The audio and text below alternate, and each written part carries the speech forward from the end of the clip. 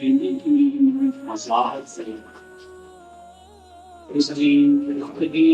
ہر دور کی اہم ضرورت ہے. سالمکان اپنی یہ دعا منزلیں بھی ہر دور کے اندر عقیدے کی اپنی بڑا ہی ضرورت رہتی ہے، مگر دور حاضر کے اندر عقیدے کی گفتگو سابقہ جتنے بھی ادوار گزرے ہیں تمام ادوار سب سے زیادہ اہمیت کی. اس کی وجہ کیا ہے؟ کیونکہ آج امت مسلمہ کا شرازت بکھر چکا ہے. کہیں آمین کہنے والوں کو مساجد سے نکالا جاتا ہے، کہیں نعرہ رسالت بلند کرنے والوں پر کے فتوے لگا دیے جاتے ہیں، کہیں محبوب اعلیٰ نبینا علیہ الصلوۃ والسلام کی اہل بیت سے محبت رکھنے والوں کو رافضی کہا جاتا ہے، کہیں آقا دو عالم صلی اللہ تعالی علیہ وسلم کے صحابہ کی محبت کے اندر اہل بیت کو پیچھے چھوڑ دیا جاتا ہے. اس چیز کو سامنے رکھتے ہوئے آج بھی اس دور کے اندر عقیدے کی بہت اہمیت ہے، عقیدے کی پختگی کی سب سے زیادہ ہمیں ضرورت ہے. تو یہی وجہ ہے کہ آج ہم لوگ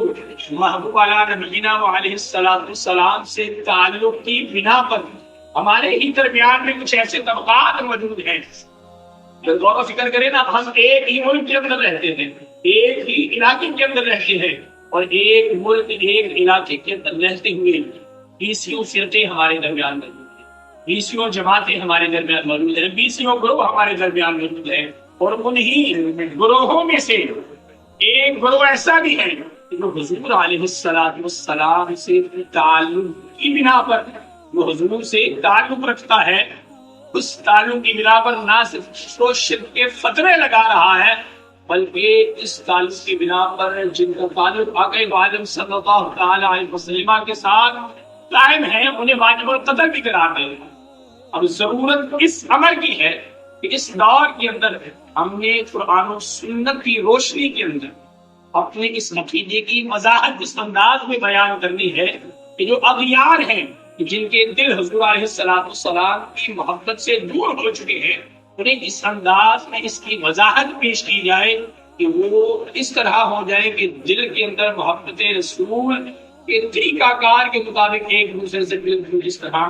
مل جائے. اللہ تبارک و تعالیٰ کی بارگاہ میں دعا ہے کہ بیانات ہمیں اپنے عقیدے کی پختگی حاصل کرنے کی توفیق عطا فرمائے.